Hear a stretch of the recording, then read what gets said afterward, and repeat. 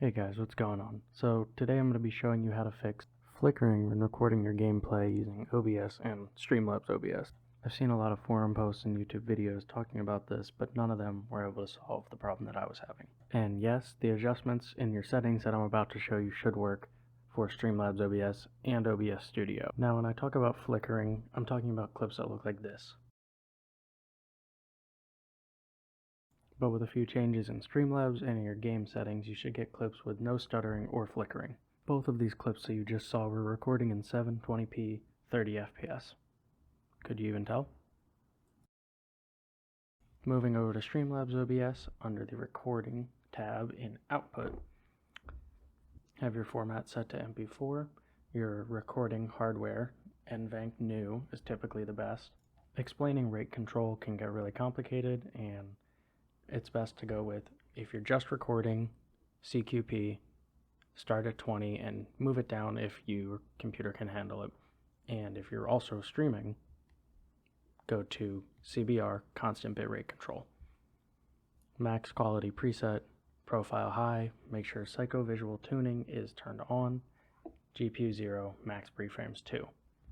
Moving over to the video tab, have your base resolution matching your monitor's resolution, 1920 by 1080.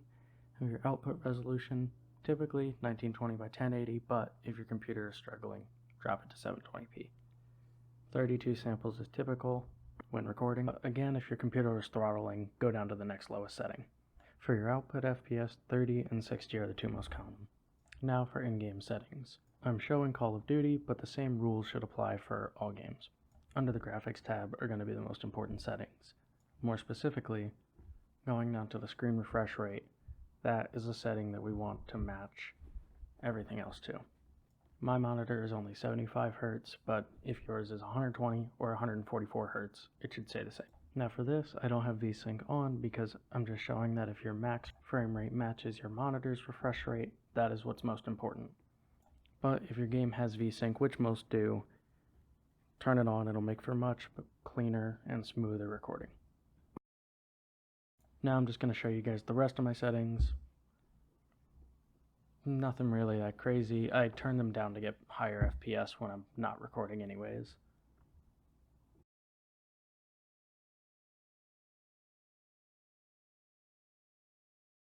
And here I just want to show you the difference between an unlimited frame rate and having your frame rate capped at your monitor's refresh rate. As soon as we select unlimited and apply, the screen begins to flicker, the user interface is all over the place. And the same settings apply for games like Fall Guys. Having VSync on is important when you're recording. Alright guys, so in closing, the main problem that I saw with a lot of people was not knowing that your monitor refresh rate had to match your frame rate when you're recording.